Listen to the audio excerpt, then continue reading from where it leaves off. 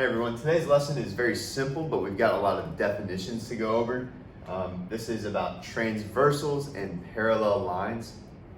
In your digital notebook, you're going to have some activities where you can write down the definitions and then identify these different angles. You've also got an assignment in Delta Math, so make sure you get that done.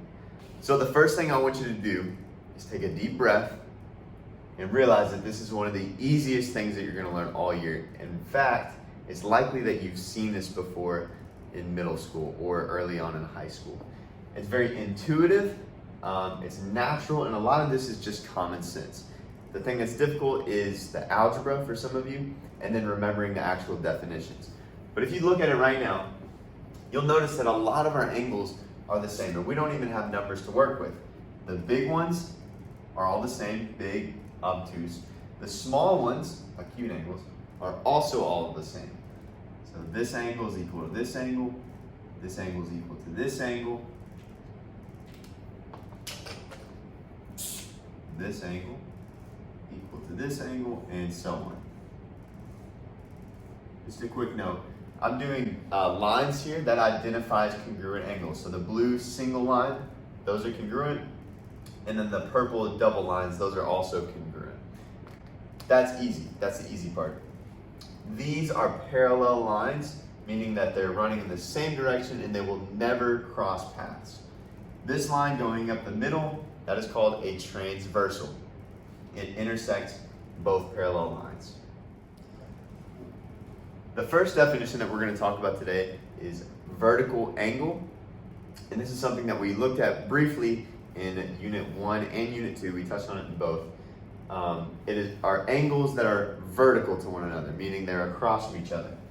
5 and 8 would be vertical angles because, well, they're just across from one another. 4 and 1 are vertical angles because they're across from one another. And so on. 7 and 6, 3 and 2. The next definition that we're going to look at is corresponding. And this is really easy as well. If we're looking at corresponding angles, it means that they're congruent, but let's look at these as two different sets. So this is a set of angles, and this is a set of angles. By corresponding, we're looking for the ones that are in the same spot. So 1 and 5 are corresponding. You see how they're in the top left corner of each one? Then we'll have 6 and 2. They're in the top right corner, and so on. 7 and 3, 8 and 4. So that's pretty easy. Next, we're going to talk about alternate interior and alternate exterior. So let's look at this continuing as our picture that you guys should get intuitively and pretty easy. By exterior, we mean whatever's on the outside of the lines. By interior, we mean what is inside the lines. So on the exterior, we have 1, 2, 7, 8. On the interior, we have 3, 4, 5, and 6. So again, we're identifying congruent angles, but alternates. So let's look at the interior first. If you're looking for congruent angles in here, we see that 3 and 6 are congruent. We also see 5 and 4 are congruent.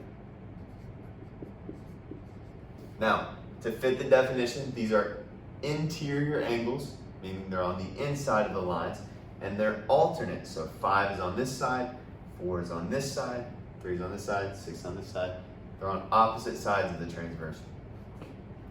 Another easy way you can remember this is just look at the interior angles and determine which ones are the same. You can see 6 is an acute angle, 3 is an acute angle. Obtuse, obtuse. Very simple. Alternate exterior, we take the same approach. So we'll look at the angles on the outside and then look at the opposite sides. So 1 and 8 are alternate exterior angles. They're on opposite sides, but they're the same. The same thing with 7 and 2. For the next definition, we have consecutive interior angles. And this one's really simple too. We're only looking at the interior angles again between the parallel lines, and consecutive means they come back to back next to each other. We're looking on the same side instead of the alternate interior like we just did. Consecutive interior, we're looking at these two angles, or these two angles. So they're on the same side of the transversal and on the inside of the parallel lines. So 4 and 6 are consecutive interior angles, and 3 and 5 are also consecutive interior angles. So I want you to notice something interesting about consecutive interior angles. They will always add up to 180 degrees. And like I've said a couple times in this class, my goal is to get you to think logically. Be able to look at this picture and pick out certain patterns and really get a grasp of what's going on. Not just understanding the math and definitions. That's boring. That's these are just tools to get you to be able to think. Let's take this to another level though. Consecutive interior angles always add up to 180 degrees. Let me prove that to you. If I'm looking at these two angles here, they're not consecutive interior, but we can clearly see that they make a straight line. We can see the same thing here, the same thing here. We're going to talk about what that means in a minute. But because I know that blue plus pink equals 180, and all the blues are equal, all the pink are equal, I can choose any blue angle and add it to a pink one and get 180 degrees. So just like we see with 4 and 6, it's a blue and a pink, they'll add up to 180. 3 and 5, we see the same thing. Blue and pink, they add up to 180. We'll do an example with numbers here in a little bit. So consecutive interior angles, they're on the same side of the transversal on the inside. You see that here on the right and on the left. All right, so let's build upon the same idea of consecutive interior angles and move it to the outside. It's the same thing. So we're looking on the right side of the transversal. Angle 2 and angle 8 are exterior angles on the same transversal. And you probably guessed it, they also add up to 180 degrees, just like our interior angles. On that side, it's 2 and 8. And then on the other side of the transversal, we have 7 and 1.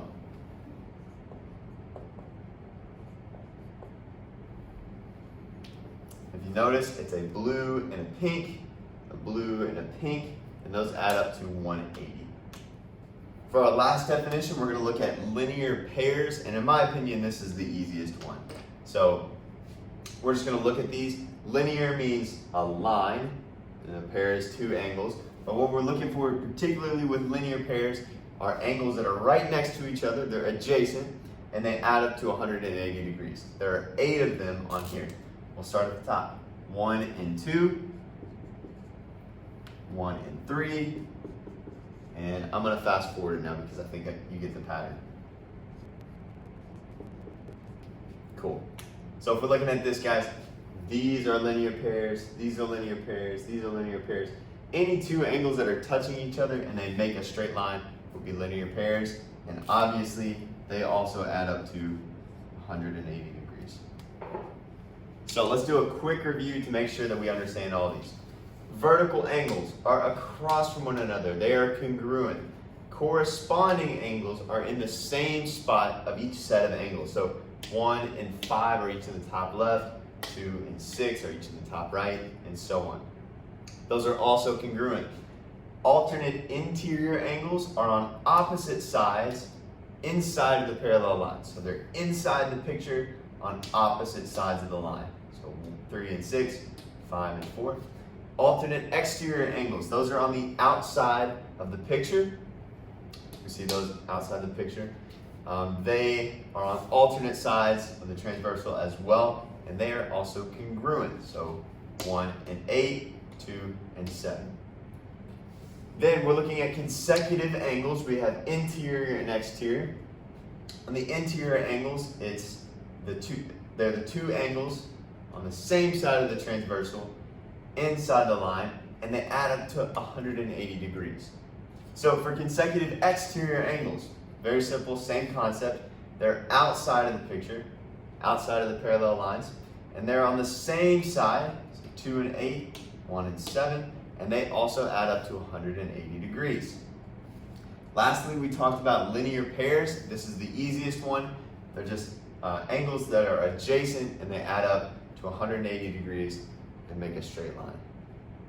I know that's a lot of definitions, it's a lot to comprehend, but again, my goal is that this picture makes sense to you. You can logically look at this and say, oh, the obtuse angles, those are the same. The acute angles, those are the same. And then if I add an acute angle to an obtuse angle here, I get a straight line. Pretty simple. So let's look at an example together. I want you to see how I walk through this logically, how I think about the angle measurements, and how I can classify these angles based on the definitions we just talked about. It's really simple, it's just a lot of steps. I want you to see how I think. So let's do this. I notice that the obtuse angle is 150 and the acute angle is 30. Now I know that when I add those together, it's 180 degrees. I also know that every obtuse angle and every acute angle are the same. So I'm gonna go through and label all my angle measurements now. Let's start with obtuse. I know that these two are the same. So it's 150, same thing here. And then all of my acute angles are the same, 30 degrees.